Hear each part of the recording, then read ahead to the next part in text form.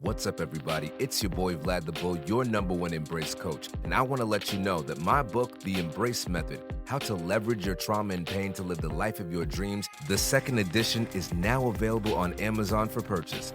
Through heartfelt anecdotes, practical exercises, and profound insights, this book will show you how to confront your demons, heal your wounds, and emerge stronger and more resilient, ready to embrace a future with limitless possibilities. Remember, embracing your pain is the first step to transforming it into power. Be sure to get your copy today. And remember, embrace your struggles, embrace your successes, and most importantly, embrace yourself. Visit www.embracemethod.com to learn more about the Embrace Method book and the Embrace Framework. Welcome to the Roots and Rhythm podcast, where we explore the essence of culture, our experiences, and a healing journey that shapes our growth and family. Through heartfelt stories about marriage, mental health, relationships, and parenting, we create a space where you can find connection, understanding, and inspiration. Join us as we explore the rhythms of life, one story at a time. What's up, everybody? Welcome to another episode of the Roots and Rhythm podcast, where we explore the rhythms of life, one story at a time. It's your boy, Vlad the Bull, your #1 Embrace coach, and I'm joined by my lovely co-host, the one and only Angie, less I bid mommy. We are in the building. Catch me up, sis. What's going on with you? I'm just happy Wallace is home. He's been home all month. All month. My heart is full. We saw My Ball in the mind is House Wednesday performing at An outdoor show. An outdoor show. It was beautiful. We've seen them perform there before. So shout out to Ball in the House. All the brothers in there doing phenomenal work. Beautiful. I am excited about the new songs that they're adding. I'm not gonna spoil it for the group. It's like a new show concept, which is very exciting stuff. Yeah, and they're gonna premiere it in the fall. So be on the lookout for any live shows that they're going to have on November 10th. They're going to be at City Winery in Boston. Woo, woo. So that's the only one I know off the top of my head, because I was like, City Winery, we have to make it like a parents' night out, date night, like we do, once in a while. So City Winery, November 10th. Be there or be whack. Be there or be whack. I was expecting square or something. Okay, all right. Be there or be whack, November 10th. Let's go. Shout out to Ball in the House and all people. So what are we talking about today, sis? Green flags. If y'all remember our episode way back when, we're on episode, I can't believe I'm saying this, we're on episode 40 right now. But 40. if you could go back in the archives, we did an episode called Red Flags. Or Banderas Rojas. Banderas Rojas. Okay. And in that episode, we discussed all the red flags that you need to flee. You see and flee from in relationships when it comes to building strategic partnerships in romance. But today, we're actually going to flip this thing on its head, and we're going to talk about green flags. What are the green flags that you're looking for in a partner for the long term? And this episode was actually inspired by my co-host, Angie. Why don't you tell them where this came so I've been seeing a registered dietitian for a while. She told me not to use her name, so I won't. I guess HIPAA or whatever violation. I don't know. But anyway, she's great. I love her. And she was telling me how her and her boyfriend have been together X amount of years, And she pretty much was just like, well, we want to get married, but it's like, what should I be looking for, like, to make sure that it's like a marriage that's going to last and stick, and that kind of got my brain all going, because I'm like, it just depends on so many things, Vlad. It's like you think you know someone and then you marry them and then they change. Right. And a lot of those changes come from, outside factors, like if you have kids or not, if there's like a death in your family, how they handle stress. And so it's like, what should people be looking for? So like the main thing that I told her, and we'll talk about all the green flags in the episode, but the main thing that I told her was, the first thing that popped into my mind, I'm like, well, this is going to be the person that you potentially have to bury your parents with. So that was like a big one, because that's like something that you are eventually going to have to do. Like, statistically, we bury our parents don't bury children. So it's like, well, that was the other thing. If you have kids, what if you have a child? It's just so many things. But that was like the first thing that popped into my mind. I'm like, this is a person that you're going to potentially bury all four of your parents, or, their two and your two with together. Yeah. Parents, pets, family, friend, loved ones. So many things Stresses happen of life. Yeah, that really test the weather of time, test your resolve. and who can you go through those storms with, right? And now you can't predict everything, right, Angie? But there's a certain degree of certainty that you can have based on what you see. So we're going to go through some of the top 10 green flags that you see. If you see these, don't focus on the negative. It's looking good. We talked about this on another episode when we were talking about social media and how it's ruining the dating world for many people. And I think shows like, I'm just going to go on this really quick tangent real quick. Yes. About Pop the Balloon. Have you seen that show? I have, but you know what I want people to pop before we move forward? What's that? The subscribe button. Yeah. Hit it. Pop it. Don't pop, lock, and drop it. Just pop it. Pop subscribe. No, matter of fact, subscribe. Pop that subscribe button, lock us in, and make sure you drop a comment. Yes, and share with your friends. But yes, Pop the Balloon. Very fun show to watch. It's entertaining, but I have issues with it. Oh, I do too, because sometimes it's so sad. Dude puts one foot on the stage and it's like, pop, pop, pop, pop, pop, pop, pop, pop, pop, pop.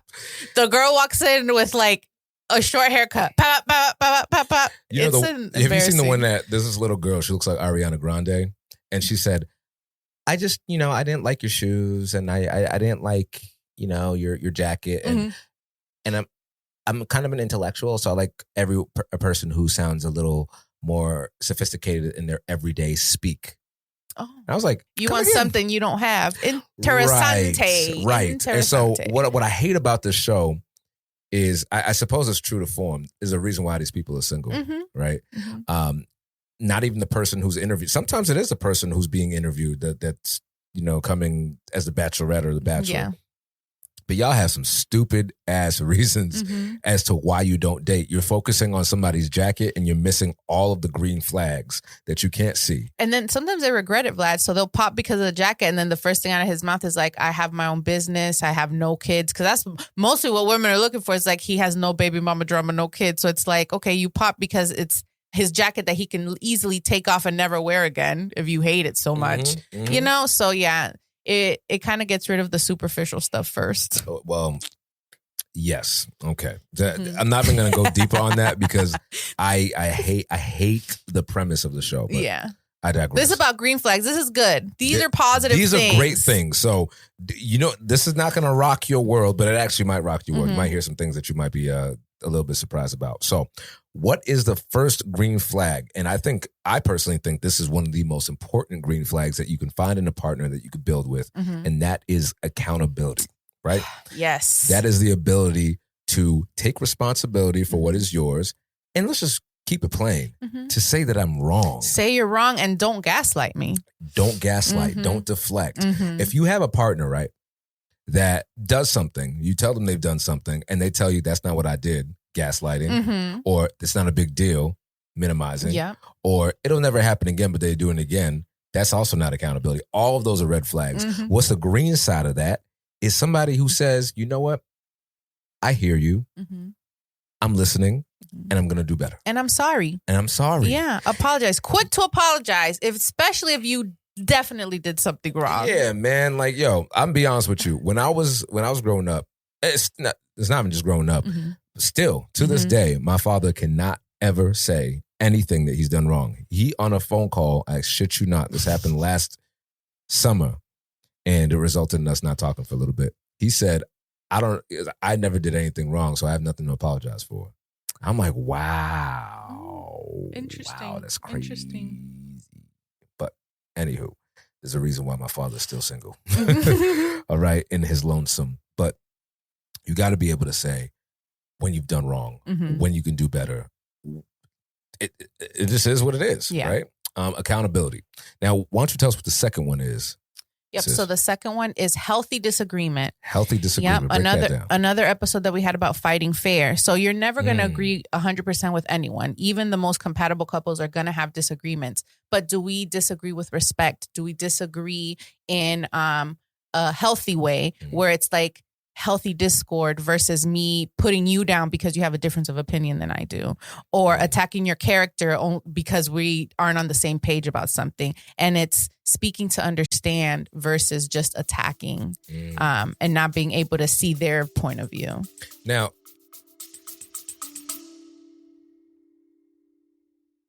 Hey everybody, it's your boy Vlad the Bull, your #1 Embrace coach. Listen, I know that you are enjoying this Roots and Rhythm podcast episode, but I want to take a minute to talk to my fellas. Let's talk energy and vitality. If you've been feeling low, sluggish, or not quite yourself in the bedroom, it's time to check out the Natural E-Man. It's a powerful, all-natural men's supplement created by a good brother I trust, Dr. Quentin Cancel, someone I met in my men's group who's all about holistic health and real results. Trust me, I've seen the impact firsthand. So if you're ready to level up your energy, confidence, and performance, visit naturaleman.com and feel the difference. That's naturaleman.com. The link's in the show notes. All right, y'all, let's get back to the podcast.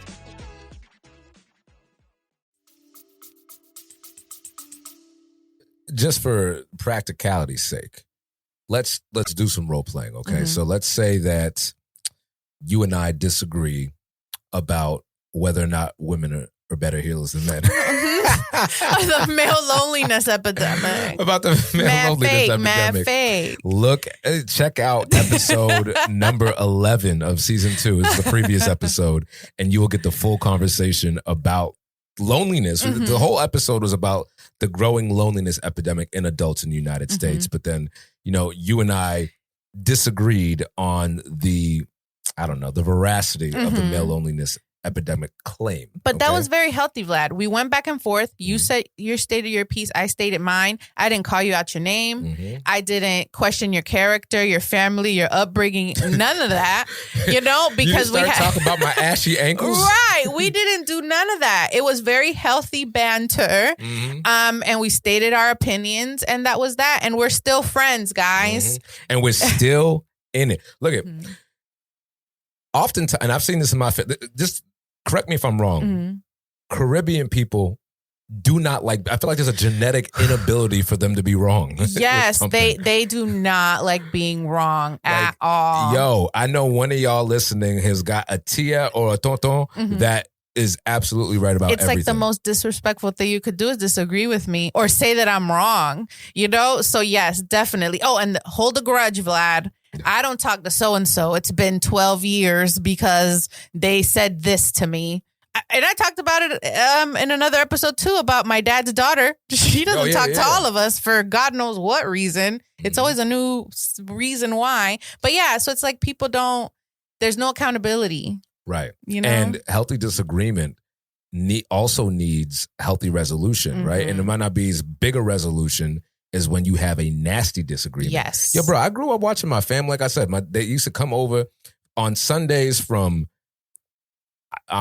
6 a.m. to, let's say, 11 a.m. Everybody would be at the table drinking coffee, talking shit. They're like a pack of wolves. Like my aunts and uncles, they find something to complain about, something to be talking about. It could be a grievance, or it could be just an observation, something political, whatever it is. Mike Tyson biting off Holyfield's ear. We all remember that. We watched that on pay-per-view. Oh, y'all had pay-per-view? My dad would pay for it sometimes. That shit was for big mad fights. fancy. We'd be lucky if we had a TV that the dials worked. But anyway, I'm like, pay-per-view. I remember they used to say, go check out the wrestling shows on pay-per-view. I'm like, oh.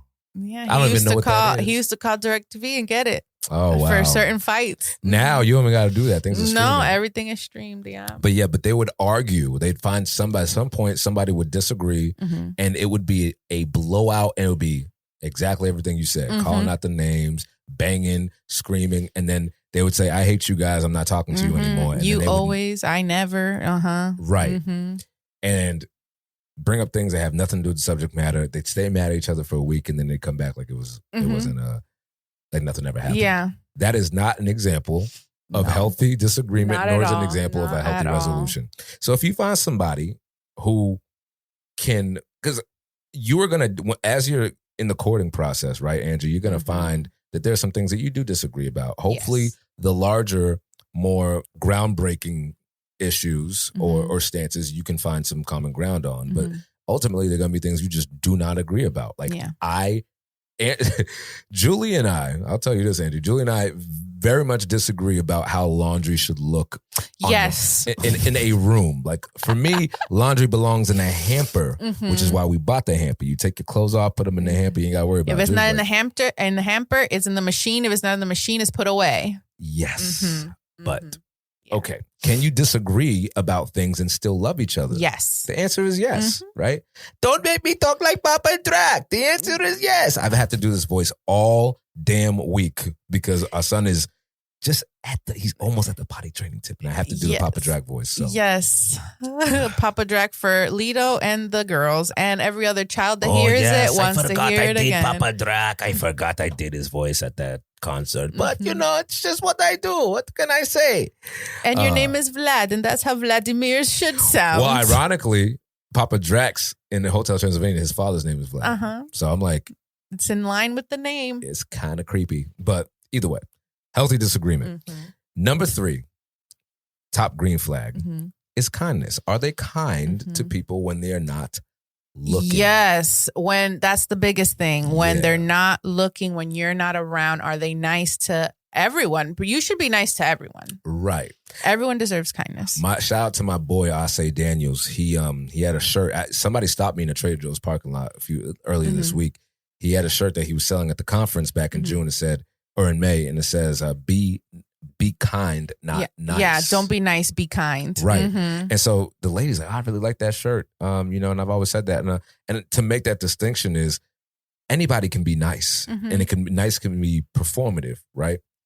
And I'm not gonna name no names, but I know people that are really good at convincing people that they're nice people, but they're not kind. They're not kind. They're not kind when it doesn't matter. They're not kind when no one's watching, and they're not kind when there is something to be lost on their end. Yes. And kindness, if you find somebody that can be kind to anybody everywhere, that is somebody who's going to be kind to you. Yeah. And the example that always brings to mind is when people compare like East Coast, West Coast. They're like, oh, because people in the West Coast, and fight me in the comments, right? Because this is what I heard. East Coast, West Coast? Yeah, East Coast, whatever. But that people on the West Coast are nice, not kind. And people like in New York, they're like, get out of here, but they're kind. So an example is a woman with a stroller, like in the subway. In LA, if there were subways, people would be like, oh, that sucks that, they don't have like accessibility ramps here for that or whatever. Like, I'm so sorry. What? I'm so sorry or whatever, right? People in the West Side? Apparently. So then, but in New York, people are like, what the fuck? Get this out of here. And they'll carry it for you.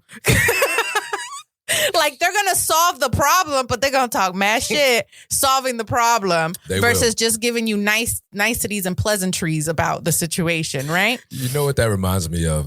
Something I don't know if you've seen is going viral right now. And I don't know why this is becoming more popular, but these more extreme religious folks of the right-wing Christian variety are making a common practice of proselytizing people on planes or trains. Oh, yes. Everyone here, Jesus loves you. Like, there's this one crazy lady, I forget her name, man, but she's like, all right, guys, I just want to say this is a nice plane.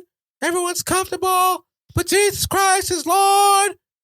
The wages of sin is death. And nobody ever says anything. And they kicked her off of the plane. And then she started. But then she's like, I'm doing this out of the kindness of my heart. But then when she got kicked off the plane, the flight attendant happened to be a Hispanic man. And she's like, I don't know what you're saying. I can't understand you. And just started belittling him and racializing this interaction. I'm like, well, I thought you were doing this out of the kindness of your heart. Where's that Jesus love that you were just talking about? There's no greater love than Christian hate, or greater hate than Christian love. Right. Or I think it's greater love than Christian. Yeah. It's one of those. But it's astounding to me. But to contrast that, this is an American guy, this white guy went in Australia, was on a train doing the same shit. And this guy was like, shut the fuck up, mate. He's like, I'm telling you this because I love you. And he's like, I don't care if you love me. I don't know you. Literally. So Please stop bothering folks. Like, yo, bro, sometimes what you think you're doing out of the kindness of your heart is really out of the nicety of your ego. So please, for the love of God and anything else that is pure, being kind means respecting people's boundaries. Yes. And in a relationship, what does that look like? It means me not pushing my partner to be intimate if they said, I'm not comfortable. Sorry, fellas. It is what it is. All right. There's some fringe dudes out there that I can't even believe I'm fucking saying this. But it's not your duty because you're married. Yeah. Some dudes both said, ways. There's a pastor. He said, you can't grape your wife because because you're married. Mhm. And I was like, I'm not following. Mhm. I'm not following. Isn't grape? I don't get it. Oh, But this dude legit thinks that if you violate your wife, it's not a violation because she owes you something. yeah. That no. shit is crazy. No. That is not being kind, is it? That's not even being human. So let's just that's leave all. that where it is. That's negating all the green flags, actually. Yeah, that's red all over. That is like bloods all over that. Okay. Yeah. So find somebody who is kind, not nice. Number 4 is somebody who supports your growth. Yes. Right. Yes. So why don't you tell me what are some of ways that Wallace has supported your growth over the years that you saw as a green flag? Oh, anything that I want to do, he's 100% in. Especially like most recently this podcast. Yeah. He created our intro, outro. That's true. He's creating beats for us for like our videos. He I thought you were going to say something else, but I'll be quiet. He picks up the slack. Like, again, we kind of started late because we had a business meeting prior to this. So he's getting the girls, and not that, we're tit for tat, but, usually if I'm able to go get the girls, I can, and he's working too. So, just pretty much just making it possible for me to do this when I can do this. And I appreciate that. We don't got to be all up each other's butts just because we're married. We can do and grow separately to grow together, and follow our passions separately, because it's all going to go into the same pot. And that's why I see it. If I'm elevated, he's elevated. If we're, growing, we're growing together. So I do appreciate that. And vice versa. Same thing. I literally moved up here for Wallace's job. That's true. True. He goes on tour. I'm holding down the fort. And when he's home, he's home. And something you mentioned that I really want our listeners to hone in on is the idea that what he invests in you is what he receives as well. Yeah. And so they say, when a man and woman or two people get married, they become one flesh. That symbolism suggests that everything that affects you affects a partner. You take on their happiness, you take on their sadness, you take on their growth. And I can't say this enough. If you're with somebody who you can see from the very early on, and this is the problem, Angie, people are not screwed. Okay. When it comes to pop the balloon, pop the balloon. Pop this. Pop this, okay? When it comes to pop the balloon, pop the balloon, I don't know, Papa. When it comes to pop the balloon, that show, people are scrutinizing and just filtering people out based on what they look like, right? Or based on what they sound like without getting to realize who they are. But I do argue that we need to be, well, not we, because we're married, but like people need to be generally more scrupulous when it comes to identifying these things and having a damn standard, okay? If somebody does not support your growth in the beginning, and what does that look like? It might look like, okay, we're on our 3rd or 4th date, and I talk about, okay, I work this 9-to-5 job, but I really someday would love to go on the business of my own. I have this great idea. I want to start this organization. They're like, you think you could do that? Yeah. Who do you think you are? Or why would you want to leave a stable job? Red flag. Green flag is, I like that idea. Let me know how I can help you. How I can help you. Let's create a plan. Because obviously I don't want you leaving your job on a whim. You know what I'm saying? Right. How long can you stay there while you build? And then we can, you know what I'm saying, decide when to leave with a strategy. Like strategize together. That's how it should be. It should be. But yes, I do think people need to be more picky, Vlad, because at the end of the day, who you choose to spend your life with, tie your life with, because marriage is a business. It is a business. You know what I'm saying? Enterprise, yeah. It's an enterprise. Is the biggest decision that you're going to make. It's going to make or break the rest of your life. Yeah. And imagine being married to somebody who just doesn't really care what you got going and then on. You're stuck. You're stuck, right? And we had an episode when we talked about coercive control and domestic violence. Y'all should check that out. But it goes without saying, all of these green flags should be your standard, all right? So now number 5, somebody who supports your growth. I'm going to let you introduce this one because I know this is something that you're very passionate about. Yes, someone that's emotionally available. Emotionally available. And what does that look like? Break that down. Someone that is just supporting you, not just with your endeavors, but also with your mental health. Someone that is going to be able to just be there for you when it comes to your feelings, emotional, and being validating is the biggest thing. So if I'm feeling a certain type of way, are you going to meet me there and kind of help me organize those things and kind of get to the root of why I'm feeling certain ways. Yeah. And are you the cause of it? Yeah. I mean, yeah, well, that's a big piece. You know? But yeah, that's what I think, especially when you've been married this long, you should know your partner well enough to know like this could be what is causing this. And how can I help alleviate some of that so we can keep growing and get to where we want to go. But yeah. Well, to add to that too, part of emotional availability is creating safe spaces, right? Yes. So it's me being available to hold that space for you and for you to feel safe in that space. But it's also me allowing access inside my emotions. Now, we talked about men and how we're socialized to keep things in. And the default, I see this in my work with men all the time. The default that I see with men is that, or the default problem, I would say, the widespread problem that I see or struggle that I see with men is that their wives want more and they want access to something that they've never given access to. It's like you asking me for the password to my email and I wrote it on a sticky note and I put it in a backpack, inside of another backpack, inside of a closet, inside of another city, inside of another country, right? It's like you're asking me for something that I've never accessed. That's a red flag. Yeah. Now I know what happens though, because I know these women be trying to say these dudes out here. They say you can't say these, but you can't say these things. All right. You can't save everybody. And so if somebody is emotionally unavailable and they're not willing to take the steps or do the work to get to the root of that unavailability, you need to run for the hills. Because what is that going to look like in a relationship with somebody you can't feel safe around, somebody you can't trust, somebody you can't come to with your problems, somebody who won't let you in on what's going on with them? That becomes an unnecessary lift, right? And it's never going to look perfect. There are times that my go-to, again, is to recluse when I have a lot on my mind. I have to force myself to be in the room with other people, namely my spouse, and say, Jules, here's what's going on for me. And more recently, I've had to learn how to say, I'm feeling a lot of feelings right now, and I don't quite know what they are, but bear with me.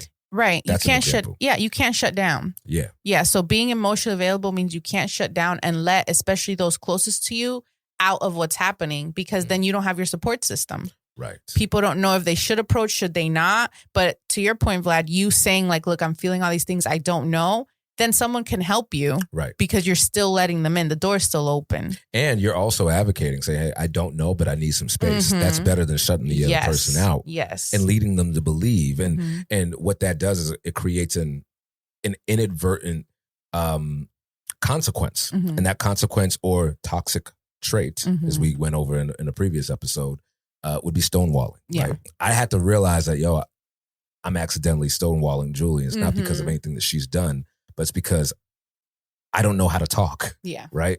That is a lifelong endeavor. So to my brothers listening to this, my men listening to this, you can't get around doing that work. You have to do that work. I'm sorry, y'all. Like, whether you like women or men or anything else or anyone else, okay? You have to learn how to make sense of your feelings and make those feelings available to other people. If you can't share, then you might as well not be in a partnership, might as well not be in a friendship. It's not a great life for you. Okay. So find somebody who's emotionally available, right? That's number 5. Number 6, green flag. Somebody whose actions match their words. Yo. You don't want to be with somebody you don't want to be with a shoulda, woulda, coulda. Okay. Yeah. That's going to get old real fast. Shoulda, woulda, couldas. Like, I should have started that business. I could have done this. You can let some of that slide while you're in the dating phase. But when you start getting married, sharing property and humans with other people, your actions have to match your words. If you say you want to be a father, or you want to be a mother, you want to be a parent, you got to be willing to do what parents do. Yeah, and be consistent, because that's what's going to build the trust for me to trust that we can do everything else that we have to do in our lives, right? So it's like you're being consistent. If you're going to call me, you're going to, say, what is it? Do what you say you're going to do. You keep your commitments. You're there for the kids. You're there for pickup. You say you're going to pick them up. You do that. Just consistent. That's the biggest thing for me, consistency. Well, I remember we talked on an early episode. I don't even know if this show's going on anymore. It's Nelly and Ashanti. Oh, yeah. I don't know if it is or not. Yeah. It was kind of DOA for me. I'm like, Nelly's not a terribly interesting dude. But the only thing that was interesting about it was that he said flat out, I don't change diapers. Oh, yeah. He's like, I ain't hanging out with this joker till he's at least 1 year old or he could walk. Yeah, or unless he can tell me that he's hungry. I was like, that's the stupidest thing I ever heard of. Yeah. You agreed to have sex, which means you agreed to be a parent, which means you agreed to take responsibility. Your actions have to match your words. If that's what you express, then you have to be willing to follow through on your commitment, man. You can't just be sitting here, raw dogging it and having a good time. And then when the commitment comes with some follow through, you being responsible for raising a human, you can't just be like, I want to, what if I just said, hey, yo, Jules, man, I just, I want to be a parent, but you going to be solo doling it for the first 5 years. I'm going to do my part because you need me to make that baby. And that's it. Those are the worst. I've done enough. Those are the hardest years. Those are the foundational years. So if you're not going to be changing diapers, if you're not going to be helping out, if you're not going to be packing lunch, if you're not going to be missing sleep, then what do I need you for? I could have had a sperm donor. Literally, I'm doing it by myself. What is it? I'm a married single mother. Come on, the now. worst. Come on now. Actions have to match your words. All right. Number 7. Ooh. Yeah. I like this one. They respect boundaries. Can y'all say boundaries? Boundaries. Why are boundaries important in a relationship? Boundaries maintain the respect, the mutual respect in the relationship. If I tell you, I really don't like. Actually, great example is 90 Day Fiance, the newest season. I forget his name, but there's a guy who's dating this woman from Brazil, and she comes here. This man is like deathly allergic. Well, maybe not deathly, but he thinks he is. Yeah, deathly allergic to fragrances. Now, if you know anything about people from Brazil, whether either man or woman, they love fragrances. They love them some cologne baths. Yeah, baths. Okay? Baths. And it doesn't smell cheap and funky, but like they just like to smell good. It's part of the culture. And she came and she was spraying something, to make herself feel nice and perky. And he was outside coughing. I think he laid it on a little thick. He's like, you're trying to kill me. And it's like, I know people like that too. It's like, you'd be all right. Like, you never been to a Macy's? Come on, let's get together. But that's a boundary that he set. He said, I told you that I can't have you have fragrances in this house because I'm like, I can't breathe, right? So a person who respects your boundaries also respects, what's another example of a boundary that you may set in a relationship is, I need to spend time with my siblings. I need to spend time with my friends. Or if I don't want to talk about something right now, I need you to respect that I need some time. That's a boundary that I'm setting, right? Or perfect example. Julie told me she didn't want to breastfeed. Cool. Okay. It's your body. Ain't my body. Shoot, I ain't going to be leaking nowhere. I ain't got to be engorged. Like we had to watch, we had to do the cabbage thing. But, That's a whole nother episode. Breastfeed or not to breastfeed. Well, my question is with the cabbage, y'all can help us out in the comments. Angie, what do you do with the cabbage? Oh, it's to stop your milk. No, but what do you do with it after? You throw it out, I would assume. Can't make like a breast milk cabbage. I guess you could. It'd be the healthiest cabbage soup you could make. Breast milk has so many nutrients and antibodies and all the things. I heard it was tasty too. I heard it was it's sweet. Cinnamon toast crunch. It's literally sweet and thick because it's full of fat. It's like fat sweet. Goodies. There was this guy on an old ass Maury episode. I'm like, man, I really should have gotten to school today. He was saying he was cheating on his wife with the babysitter because the babysitter was pregnant. And he said, I just did it because I wanted the breast milk. Well, there's this episode's going far left, but there's like people that fetishize like pregnant women because of the breast milk, and then your titties are up to here because they're full of milk. It's like a whole thing. That is so strange. I know, but it's sweet, thick, it's exactly what the baby needs. And then another thing about breast milk, and then we'll stop, is because it's so great the things a human body could do, Vlad. Like literally, when the girls were sick, my breast milk would change colors because it have more like virus fighting antibodies, so it'd get like more yellow and more like potent to like help them get rid of whatever sickness they had. Wow, that is actually pretty. It is pretty cool. And then depending on if you have a girl or a boy, if you're nursing a boy, your milk has more protein because boys need more protein for their muscle mass, and girls have more calcium because later on in life you're going to need calcium. So your body automatically knows. Yes, Vlad. That is a miracle. Women, amazing women. If you breastfed, put it in the chat because it was a great journey. And I respect people that don't breastfeed, but just the science behind breast milk is so amazing to me. It's literally not my passion project. Like I'm out here researching it, but it's just like I'm just gonna get pregnant again. Just get this. No, but for real, I loved being pregnant. I did. You know, it was funny? just Julie all the does baby not understand stuff. People who say that. I did. It made me feel. I never felt more beautiful than I did when I was pregnant. I will say, Julie had the most beautiful. Not that she doesn't anymore, but it's different. It is different. The glow was, fellas, y'all already know what's going on. Like when Julie was pregnant, I could not stay away from her. It was like it was pheromones up the yin yang. It's like she just walked in and she just was like a Athena, like a goddess. A freaking goddess. Exactly. Crazy. Exactly. You know what else makes you look and feel like a goddess? When you're loved well. When you have a man that has all these green flags, you just feel like bam, bam. And when a man respects your boundaries, when a man respects your autonomy, yes, fellas, that is a green flag. It is a lovely flag. So wait, if you have that in your relationship right now, wave that thing proudly because it is not it does not experience.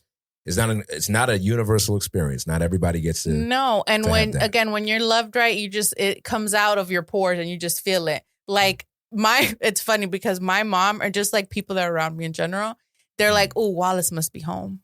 I'm like, you see it in my face, don't ya? You see it in my aura, don't ya? Because he's home. When that serenade is coming.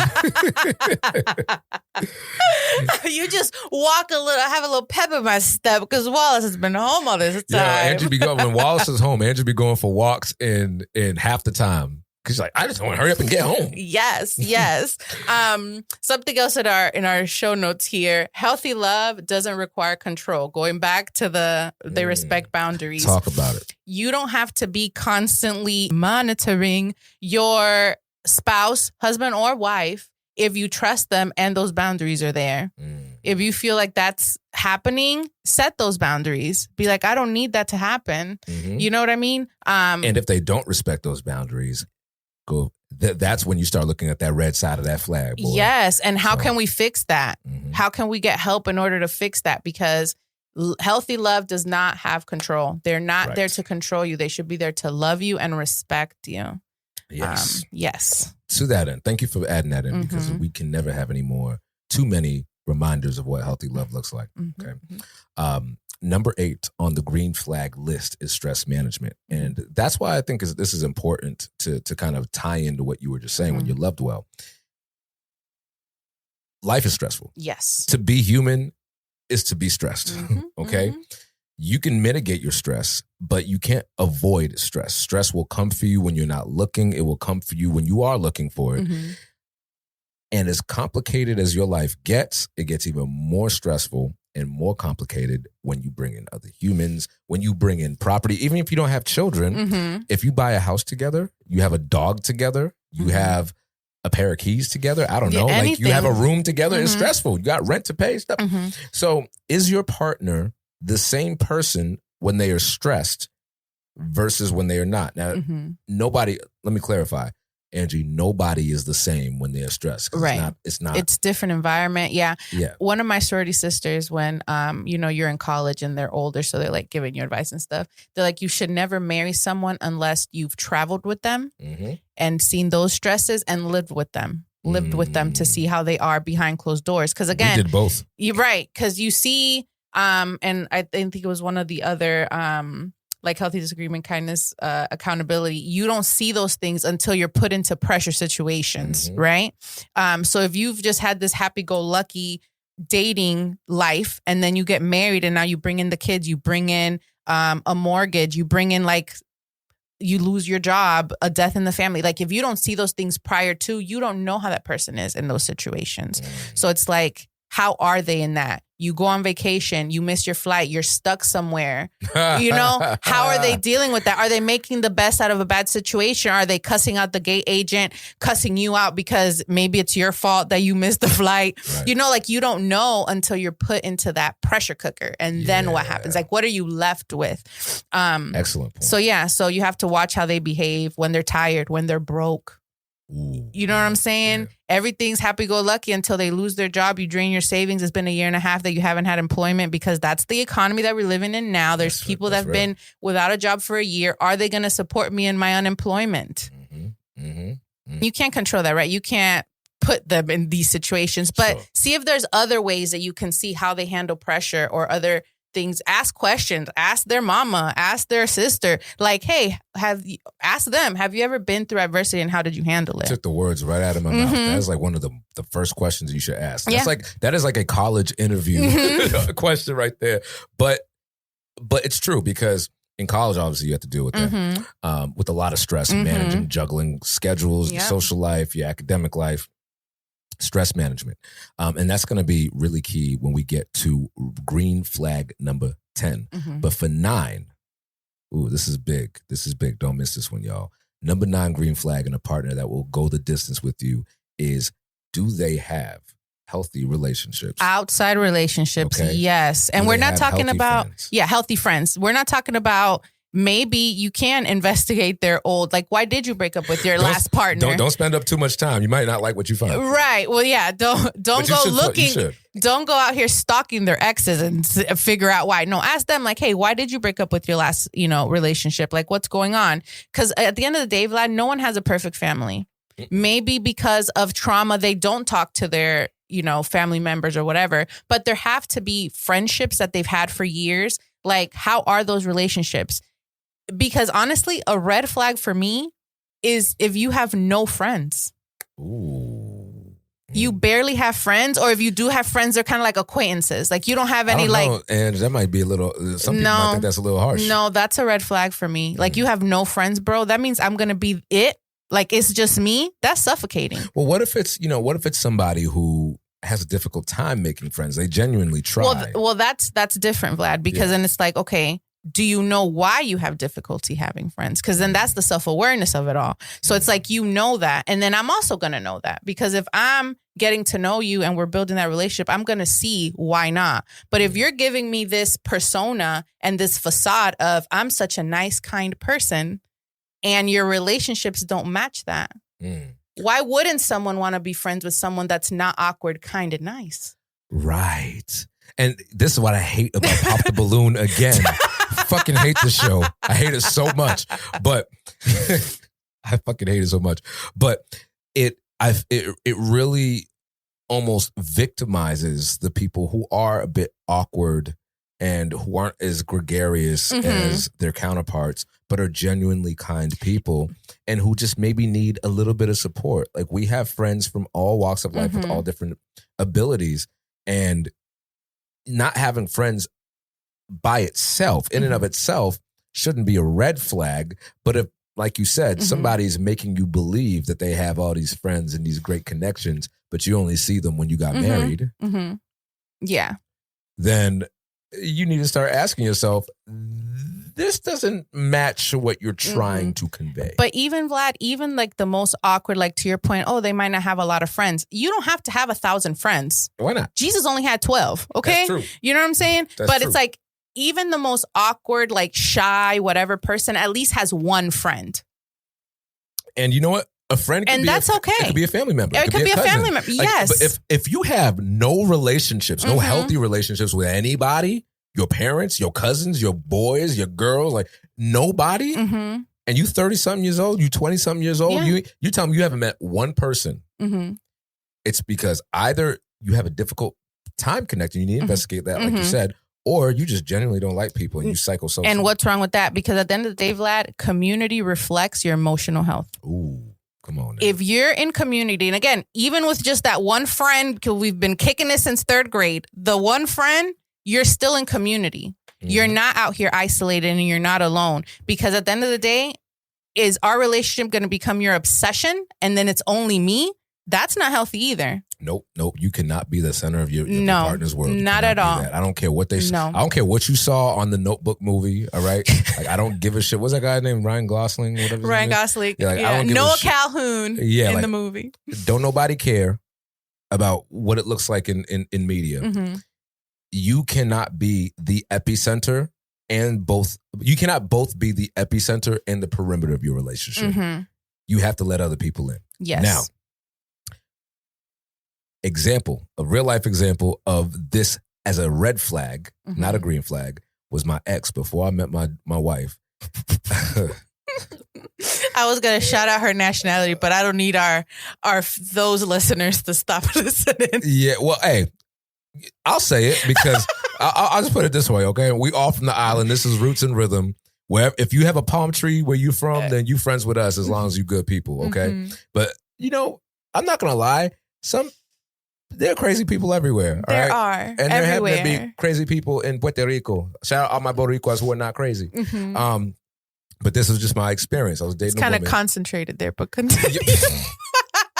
Yo, you gonna get us in trouble, dog. Yo, Angie, you gonna get us in trouble with Los Boricuas. All right, listen. Or so they, I hear that. I don't know from experience, but I've heard. I'll tell you from experience. That shit was crazy, okay? Yeah. So one of the things that I failed to see back then was how she didn't have friends. And the friends that she did have were in on all of her shenanigans. And trying to either emulate her or enable her in what she was doing. And she was loving the crew. Okay? Okay? All right. Yikes. Okay. Yikes. You should be sweating because I was not sweating and I should have been sweating. If I would have known you would have told me, start sweating, boy, because there's some shit she had no good friends. As a matter of fact, she was telling me how, and this is just nonchalantly, Angie, she was telling me how she had a roommate on campus somewhere at one point. And we're going to do a whole episode about toxic exes and dating, okay? But she told me that her roommate said something that was, I don't know, she thought was improprietary and just improper. She didn't like it. And so she's like, yeah, so I peed on her toothbrush. I'm like, See, this is why we can't have roommates. I'm like, I'm sorry. Vlad, how many times did she pee on your toothbrush because she didn't like something you said? I did not bring. When she told me that, I started brushing my teeth in my car. Yikes! Yo, I was like, this person lives with you. You guys share bathrooms and food and common areas. You pissed on her tooth. No. I'm like, do you mean that you just took her toothbrush and you dropped it in the toilet after you took a pee? Of course, because that would be petty and disgusting. But at least you're just like, no. I'm like, wait a minute. You are a female. To pee on a toothbrush actively, Angie, correct me if I'm wrong, that shit would be kind of difficult, wouldn't it? It probably has cooter juice all over it because I'm sure it was just like, just going down there. That's mad gross. God is good, okay? That's all I got to say. God is good. Healthy relationships.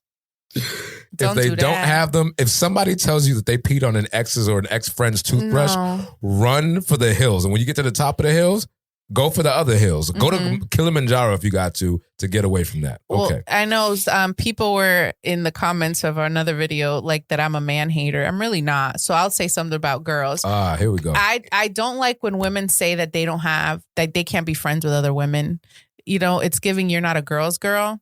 And why can't you have, so why can't you have relationships with other women? Like, it's like, I don't have any, most of my friends are guy friends. Like, I don't have a lot of girlfriends. Yeah, we had that one lady who was talking about girls making fun of other girls. Yeah, it's like, that doesn't happen. Yeah, because I was like, women check on our friends. Like, if you're acting, different or kind of standoffish, like, I'm going to say, hey, is everything okay? Like, do I need to come over? Blah, blah. And she's like, that doesn't happen. Women don't do that. And I'm like, would your friends not do that? And she's like, I'm not talking about me. I'm not going to disclose that information. But I'm like, okay. But I just don't like when girls aren't girls. Yeah. Like, women support women. I support women. But yeah, and then you only have guy friends. So that's like that is a huge red flag. To me, why can't you not have relationships with other women? Like, why is that so hard for you? Yeah, you might have some mommy drama. Something. Some mama drama. But yeah, not even one friend, you know what I'm saying?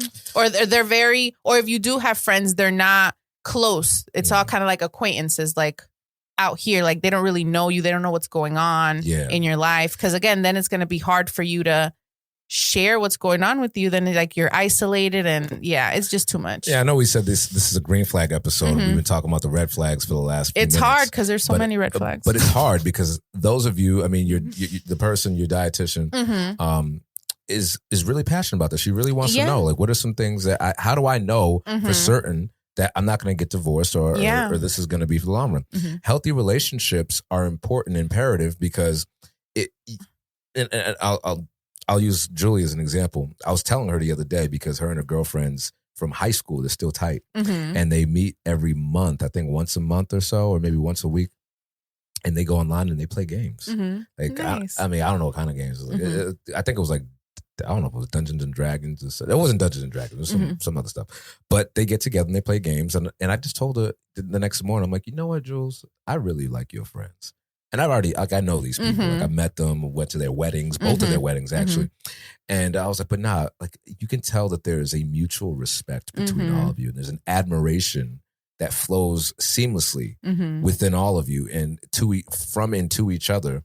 And that's just beautiful. Yes. That's a beautiful thing. Like, I'm blessed to be a part of that. So you kind of have to see it. That's another way to look at it, is if you can see yourself in those friendships, is your partner willing to allow you to become? Because there's some people that are just like, no, these are my friends. Get your own. Yeah. And it's like, nah, boo. When we together, we a package. We're all together, yeah. One of the first things I had Julie do was meet my best friend David. I'm like, oh, you gonna meet David, and you gonna meet David's brother, then you gonna meet David's other brother, then you gonna meet David's other brother, then you gonna meet his sister, and then his other sister, and he has a big family. Yeah, and that's not to say, Vlad, that Julie can't hang out with you guys, or you can't hang out with David and Julie together, but then also have your time to be just with you and your friends. Yeah, like you hang out with Julie's friends, and then Julie goes and does her own thing with her friends. You know, the world should not revolve just around y'all being together all the time. Like, there should be some autonomy for you to go do your own thing, but every night you finna come home. Well, you know, the alternative, Angie, is what I call the Romeo and Juliet effect. And we all know how that turned out. Yeah. Y'all don't want to be like that shit. You don't want to be like Romeo and Juliet. Okay. So, healthy relationships, if you see them, embrace it. Yes. All right. Now, I said that stress management was going to be relevant to the final green flag. And I think this is the best one. This is hands down the best one. Number 10 top green flag for a partner that will go the distance is your peace increases when they're there. Yes. Now, what do most men say? Again, pop the balloon. It has got to be a sponsor to this goddamn show, because I am so fucking mad with everything that it has to do with. But one thing that I hear when the men are the bachelors surveying the women, is that they always say, I want someone who creates peace. I don't want no drama. I don't want no headaches. And someone was like, why guys always say that? Why guys always, when they're talking about prospective women, they're always talking about, well, I don't want a headache. I want peace. And it's like, well, number one, again, peeing on a toothbrush is antithetical to my peace. Okay. Number two, I want to be able to come home from the outside world that is looking at me, judging me, squeezing me, testing me. And I don't want that to continue when I'm at my house. Yes. I want to come home and be able to just have my refuge in you without you being everything. Yes. That when you're home, that's when you're at peace. Not when you leave the house, that's when you get peace. Yeah. Because look at, if we're all about accountability on this podcast.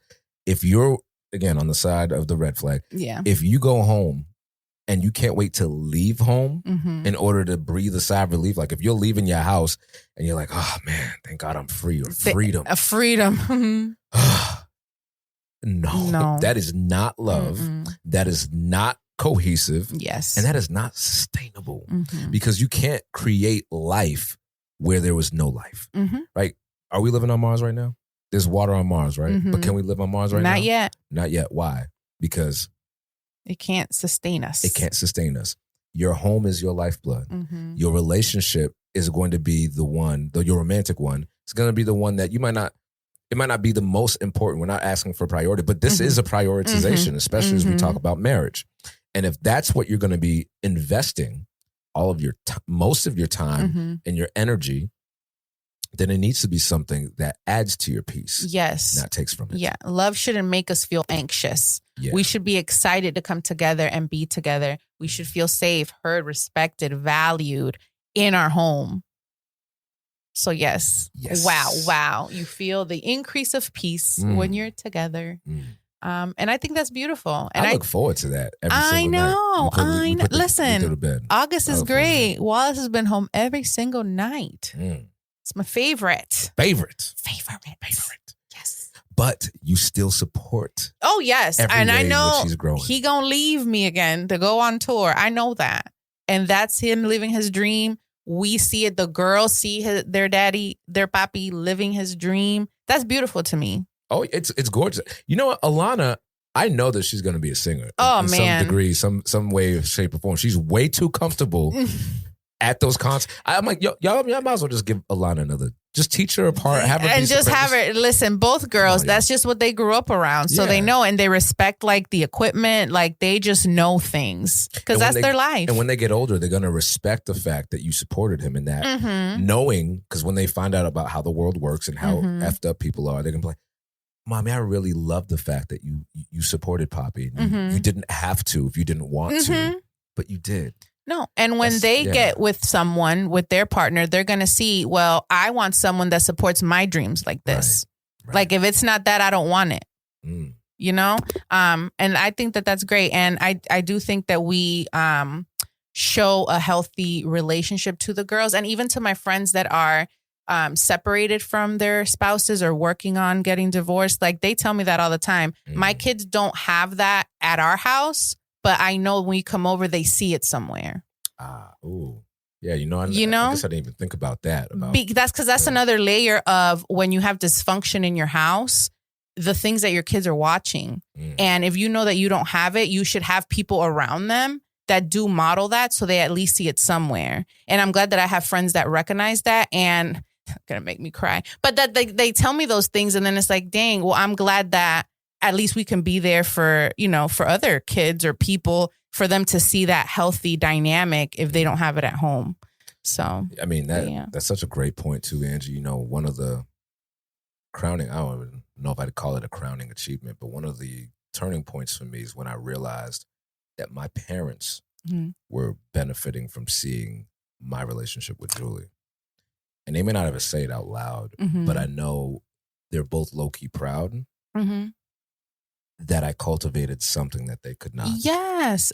And they see how we are together. They see how we are with Lito. And we're just three peas in a pod when we're all together. And Lito knows that. Like whenever we come to pick Lito up together, it's usually just me, but sometimes Julie and I are coming out for lunch date or whatever. And he'll see like, Mommy, Daddy, and then he'll do a group hug and he won't let us go. Oh yeah, the girls love a group hug. I'm like, damn, like that's you can't place a price on that. No, but that is peace personified. Is when peace lives in the home, such that, to your point, your friends talking about, such that you don't even have to be a blood member of this family. Yeah. You just come in and oh damn, it's peaceful in here. It came down from 94 degrees outside to 65. Yes, how I actually keep my house figuratively and emotionally. We're lovey-lovey, cuddle, right? Our question for you, the audience, you heard these 10 green flags. You're in a relationship, or you might be like Angie's dietitian who's got all the hope in the world for a beautiful coming together and a long love story. But you don't know if it'll go to distance. Maybe it's because you saw unhealthy dynamics growing up. You've been around divorce. You were a child of divorce. Maybe all you've been trained to see are the red flags and not the green flags. So we hope that in this episode, we gave you something to think about. If you are a recovering perfectionist and all you see is these red flags and shortcomings, one question I got for you, one question we both have for you, what is a green flag that you see in your spouse right now? What is one green flag, again, this is self-reflection, that you would like to become for yourself and for your partner, for your community? Yes. Be the green flag. Don't pee on nobody's toothbrush. All right? And don't do it. No. And then what is one overlooked green flag so that no one really thinks is a green flag, but it is a green flag? You know what one I think is overlooked? Which one? I think it's an overlooked green flag that somebody, a partner, can be left alone with your people and be okay at an event. Oh, that's good. That is they don't need you there. They can fend for themselves. Yes. Like I can leave Julie. Matter of fact, Fun fact is when I was in the academy, my grandmother passed away and I had to go back to the academy. I didn't take no time off. I left Julie. We weren't even living together yet. Julie spent the entire week with my grieving mother, my grieving uncle who came from New York, and my grieving aunt who lives here. And she went to Nubian Square. They used to call it something else, but Dudley Square in Boston. She went to Dudley Square, formerly known as Dudley Square, went to the Haitian little, the shops that are everything. They sell DVDs, they sell clothes, they sell whatever. She went there to get my grandmother's clothes with my mom, saw the bartering, had no idea what was being said because she don't speak Haitian Creole, and she was fine. Yeah. Like that is an overlooked green flag. The ability to be autonomous within people who you did not grow up with or you're not raised by. Like I could be, you drop me right now in the middle of Michigan or in the middle of Oregon, either side of my wife's family, and I'm straight with them. We saw a whole lot of them this summer, and they're my family. Well, and that's the thing, Vlad. So you guys are going to a memorial service for a cousin. If for whatever reason Julie couldn't, if let's say she was pregnant at this time with Lita or whatever, you would go by yourself. Oh, I'll tell you. You know what I'm saying? You can. When their grandmother died, I have a... oh, man, I don't want to cry. My cousin-in-law had passed away. He... one of my memories with him, it's kind of an indirect memory because he wasn't. So there's a hot tub at the summer house, the lake house that their grandmother had, and me and her cousins were all in this hot tub. And her side of the family, the guest men, these are 7 foot tall, big old teddy bears. They're big and tall, big and tall. And I am 5'6", and I'm in this. Okay, 5'6", maybe 5'5.5" with no shoes on, and I'm sitting here in this hot tub, and all I could see is my cousin-in-law's nipple line, just hair, but I'm chilling, I'm happy, and I felt so comfortable that this is back when I used to drink. I felt so comfortable that I went in there, I came out of the hot tub and I flashed everybody, and our cousin Brian, who passed away, God rest his soul. He was like, "Ah, man, I think he was upstairs doing something." He's like, "Yo, why ain't nobody call me?" I would have been like, "Boop." Man, I love you, dog. But again, green flag. The people that you choose to be your spouse, or the person that you choose to be your spouse, have to be able to bury your people. Grief, it's gonna get us all at least once. And it's like, can they handle all of that? The family dynamics when grief hits. Because it's people, when grief happens, it affects people differently. Can you maneuver all these different things and kind of like get in where you fit in and just pick up the pieces as they go? Because you're also grieving, but it's not to that level. Like you're there as the family, but you're there more as a support. And they have to be able to support you when the roles are reversed. You know what, man? Such a great point. I see my mother-in-law do this expertly with my father-in-law's family. But I also saw my mom, who is long divorced from my father when my grandmother died. My dad's mom in 2015. My mom acted like there was no beef between them. Yeah. They had a funeral because of my mom. She got the church. She got the arrangement. She got the priest. And maybe that's something to think about is if you're reflecting and you're taking accountability, which is green flag number one. Maybe something that you encounter in your journey is, what was a green flag in a partner that I missed out on, that I didn't capitalize on, that I didn't appreciate the time because I just didn't know any better? What is something that I missed out on that I really hope comes back to me in the universe, right? So just to review, 10 green flags. Someone who takes accountability. Someone who can disagree healthily. Yes. Someone who is kind, not nice. Someone who supports your growth. Yeah. Someone who is emotionally available, right? Hold space and can be in that space and be available. Someone whose actions match their words. Someone who respects and creates the appropriate boundaries. Someone who manages stress relatively well. Someone who has healthy relationships outside of you that you can admire and be a part of. And someone whose peace, or someone who increases your peace when you're with them. Yes. Right. So I'm giving y'all some homework. First piece of homework is make sure you like this episode, smash the subscribe button, and share this to at least 3 people. I ain't playing with y'all. No, 3 people that are currently in relationships to see if they're healthy or not. Yeah. And if you're with somebody, listen, again, number 1 is accountability. If you're with somebody that's shitting all over their partner all the time and all they could do is seize the bad things, send them this list. Yeah. Okay. And we're going to put the list in the show notes. All right. And ask yourself, what is one green flag that you want to be? Let's go. I love it. I love it. This has been great, Vlad. This has been awesome, man. So make sure y'all like, follow, subscribe. Roots and Rhythm Podcast. If you want to be a guest, send us a DM, send us a comment. Let us know what you think about this list. Let us know if we missed anything. And we are signing off. It's your boy, Vlad the Bull, your number 1 embrace coach. And Angie, La Cyber Mommy. We are out of here. Stay rooted. Yeah. Thank you for listening to the Roots and Rhythm Podcast. Make sure you like, comment, and subscribe so you can stay notified for all our updates, including new episodes. Until next time, y'all, stay rooted. This watch, so it's counting my steps. It's pretty cool, but I need new tennis shoes, Vlad. I've had my tennis shoes since probably before Lana was born. So do you have any recommendations? I know you're on your fitness all the time.